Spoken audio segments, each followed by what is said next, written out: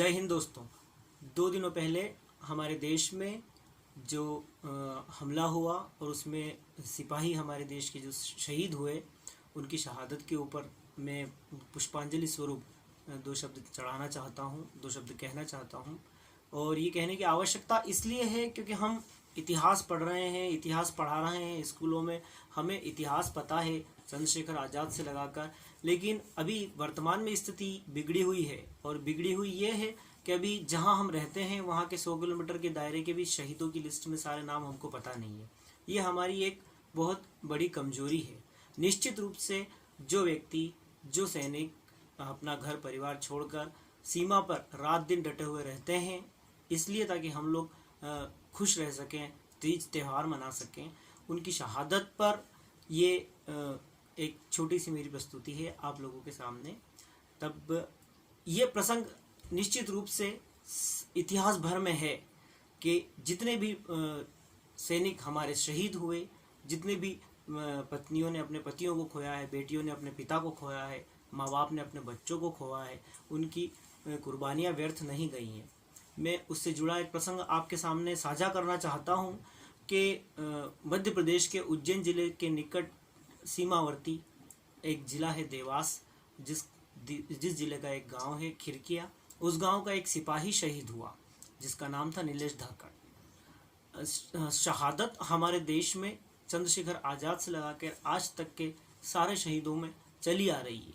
हमारे देश में शहीद होना लोग गर्व की बात महसूस करते थे, लेकिन एक भिन्नता उस नीलेश की शहादत में ये थी कि जब उसकी शहादत हुई, जब वो शहीद हुआ, मातृभूमि पर कुर्बान हुआ, उससे कुछ दिन बाद ही उसका विवाह होने वाला था। ताज्जुब यह भी नहीं था, इससे बड़ा ताज्जुब ये था कि जैसे ही उसके शहीद होने की, उसकी शहादत की खबर उसकी मंगेतर तक पहुंची, तब उसने भी उसके वियोग में आत्महत्या कर ली थी। रानी नाम था उस लड़की का। अब कई तरह के प्रश्न होने लगे कि उसने आत्महत्या क्यों की होगी, उसके साथ क्या कारण रहा होगा। मैंने थोड़ा सा अपने तरीके से उसको सोचने की, विचार करने की, विवेचना करने की कोशिश की है। मैं कहना चाहता हूँ कि क्या सोचा होगा उसने। कि सुनो प्रिय मेरे मन में तुमने सपने अनंत सजाए थे, चुभ पड़े मेरे भाव जो तुमने आकर गाए थे। कहा था तुमने मुझसे कि मैं बारात लेकर आऊंगा, डोली में बैठा कर तुमको संग अपने ले जाऊंगा, पर तूने मुझसे किया अपना वादा नहीं निभाया है। मैं तो दरवाजे पर थी, तू नहीं क्यों आया है। मैं अपनी चीखों का हिसाब नहीं रख सकती हूँ, तेरी इस गलती पर तुझको माफ नहीं कर सकती हूँ, तेरी इस गलती पर तुझको माफ नहीं कर सकती हूँ। और उसे इस बात का दुख नहीं है कि मेरा जिससे मेरी शादी होने वाली थी, मेरा मंगेतर शहीद हो गया। उसे इस बात का दुख है, इस बात का गम है, इस बात का रंज है कि अगर शादी होने के बाद इनकी शहादत हुई होती तब मुझे क्या क्या मिल जाता। तब वो कहना चाहती है, क्या कहना चाहती है आप लोगों से कि सतफेरे लेकर जाता तो मैं तेरी पत्नी कहलाती, सतफेरे लेकर जाता तो मैं तेरी पत्नी कहलाती, कोख सूनी मांग सूनी पर शहीद की विधवा कहलाती, तेरी यादों को ओढ़ लेती मैं सोती तेरे बिछोने में, बूढ़ी माँ की लाठी बन जाती पड़ी रहती किसी कोने में।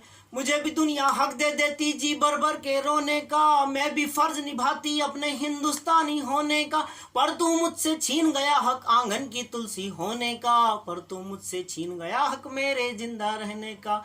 मैं अपने टूटे सपने बिखरा परिवार मांगने आती हूँ, मैं अपने प्रश्नों के प्रियवर उत्तर मांगने आती हूँ, मैं अपने प्रश्नों के प्रियवर उत्तर मांगने आती हूँ। और हमारे मध्य प्रदेश के एक बहुत सीमावर्ती निकटवर्ती राज्य है राजस्थान, जिसका गौरव जो है बहुत गौरवशाली इतिहास है जिसका, जहाँ पे वीरांगनाओं की वीरता की बहुत कसौटियाँ, बहुत कहानियाँ, किस्से जो हुए हैं। उन्हीं में से एक अभी कुछ वर्षों पहले ये हुआ कि वहाँ पर एक सिपाही शहीद हुआ। तब पूरे देश में वो पहली घटना हुई कि जब उसकी पत्नी ने उसको मुखाग्नि दी। तब वो कहना क्या चाहती है सुनिएगा कि पति की अर्थी को कंधा दे नक्षत्राणी भी बन सकती थी, मातृभूमि के चरणों में सिंदूर चढ़ा भी सकती थी। पति की अर्थी को कंधा दे नक्षत्राणी भी बन सकती थी, मातृभूमि के चरणों में सिंदूर चढ़ा भी सकती थी। मैं बनती वह बैरागन जो शहीद की बेवा कहलाती है, मैं बनती वह मस्त पवन जो तिरंगे को लहराती है, पर कोई नाता नहीं बचा जो तेरे दर तक जाता हो। हमारे यहाँ संस्कारों का देश है और हमारे देश में ये कहा जाता है जब विवाह होने से पहले सगाई हो जाती है तब हम लड़के को भी लड़की वालों के घर तक नहीं जाने देते। ये हमारे संस्कार है। हम कहते हैं कि बेटा कुंवारे नाते हमारे यहाँ नहीं आते। तब इस संस्कारों के देश में वो लड़की जिसका मंगेतर शहीद हो गया लेकिन वो वहां पर नहीं जा पा रही है, तब वो क्या कहना चाहती है कि पति की अर्थी को कंधा दे नक्षत्राणी भी बन सकती थी, मातृभूमि के चरणों में सिंदूर चढ़ा भी सकती थी। मैं बनती वह बैरागन जो शहीद की बेवा कहलाती है, मैं बनती वह मस्त पवन जो तिरंगे को लहराती है, पर कोई रास्ता नहीं बचा जो तेरे दर तक जाता हो, अब कोई नाता नहीं बचा जो तेरा मुझे बताता हो। अब ये दुनिया मेरे पीछे संस्कार लेकर दौड़ेगी, जिसने सीता को नहीं छोड़ा है वो मुझको क्या छोड़ेगी, जिसने सीता को नहीं छोड़ा है वो मुझको क्या छोड़ेगी। मैं प्रियवर मुझको यहीं लगा दो, चुटकी भर सिंदूर मांगने आती हूँ। मैं अपने प्रश्नों के प्रियवर उत्तर मांगने आती हूँ, मैं अपने प्रश्नों के प्रियवर उत्तर मांगने आती हूँ। सभी शहीदों को श्रद्धांजलि समर्पित। जय हिंद, जय भारत।